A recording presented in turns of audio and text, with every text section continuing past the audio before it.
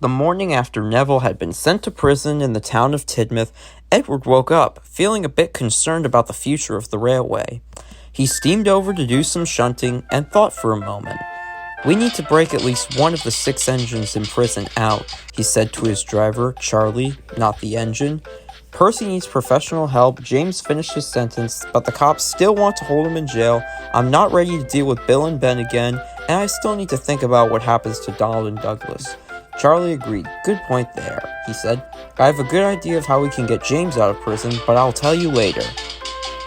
Meanwhile, Henry was puffing back from the mainland after delivering a goods train there, looking vastly different. He got an astounded look from Murdoch as he puffed through Harlem Heights, as he steamed into Tidmouth next to Edward. Edward was shocked. "What happened to you, Henry?" he asked. "Remember that company Neville talked about called Puntrack?" said Henry. "I got redesigned by that company when I took my train to the mainland. I can get designed back into my normal form if needed." Edward then remembered what Percy did to Neville and told Henry, "If you see Percy today, ask him if he feels any remorse for sending Neville to jail and tell me what he says." Henry agreed, and then he pulled away to go pull a goods train. But he was feeling pretty apathetic, and he was stealing Gordon's theme too.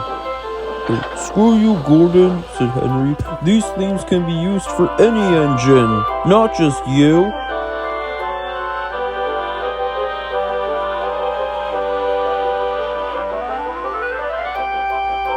Later, after Henry pulled into the coaling plant, Percy brought some coal trucks for him to take in his train. "Percy," said Henry, "do you feel any remorse for what you just did to Neville?" "That," said Percy, "that clown can stay in jail for a while. All that nonsense about that company called Puntrack." Just then, the guard's whistle blew, and Henry set off for the next stop.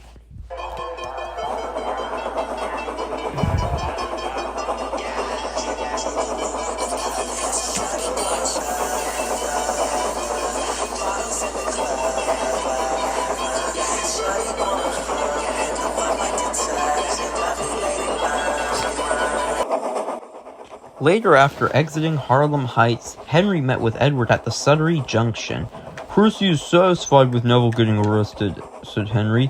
"Compared to him, James doesn't deserve to be in jail anymore." "I'm going to visit the prison James is at tonight," said Edward, and Henry steamed away. That evening, Edward popped through Kildane and got on the Peel-Godric branch line.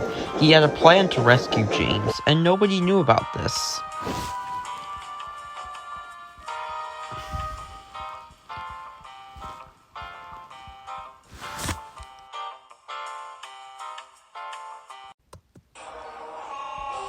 It was dark when they brought a crane and lorry to rescue James.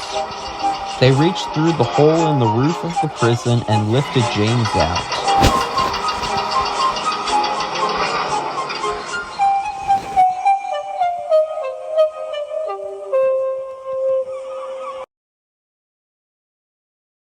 The next morning, Thomas was pulling out of Tidmouth when suddenly, "Thomas!" called James. "Oh, buddy, old pal." "Shit," thought Thomas.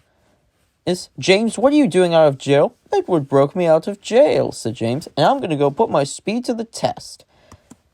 "Kill me, you f***ing asshat," Thomas grunted. James then set off with a goods train full of dangerous cargo, ready to put his speed to the test.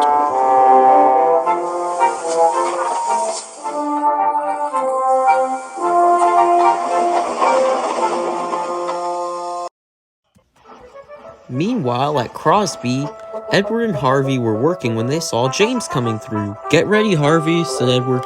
"We should be prepared to clean up whatever mess James causes." James then rocketed through Crosby and into Harlem Heights, putting his speed to the test.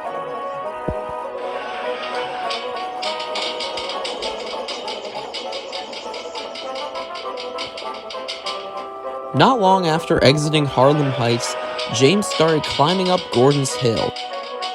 But as he did so, his driver was so drunk that he fell out of the cab.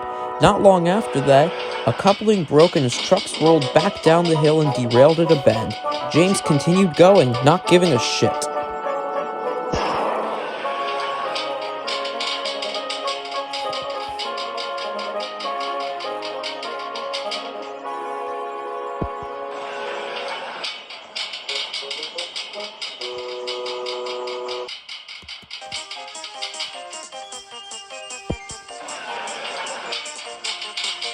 But as James approached Marin, there was trouble.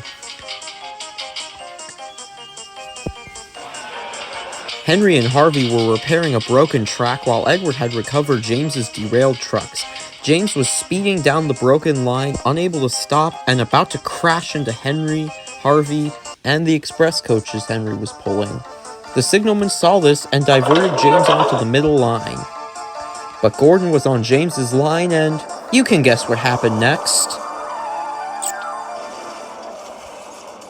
Gordon's driver went flying out of the cab window and crash-landed in James's cab, where he lay bloodied and bruised on the ground. "What did you do?" Gordon gasped. "You could have killed my driver." "Oh, he's fine," said James, "and nobody stops me from putting my speed to the test."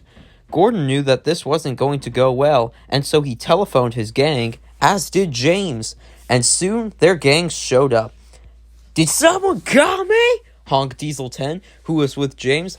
"I also rescued some engines from prison." "Ugh, this series is developing a bitter cast as we go along," said Donald.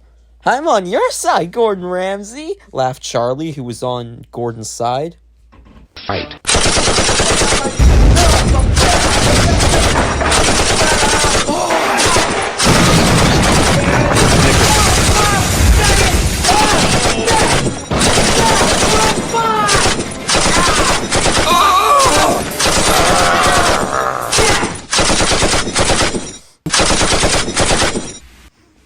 After the war ended, all the engines lay derailed around Marin Station, while their drivers were bloodied and bruised, just like Gordon's driver.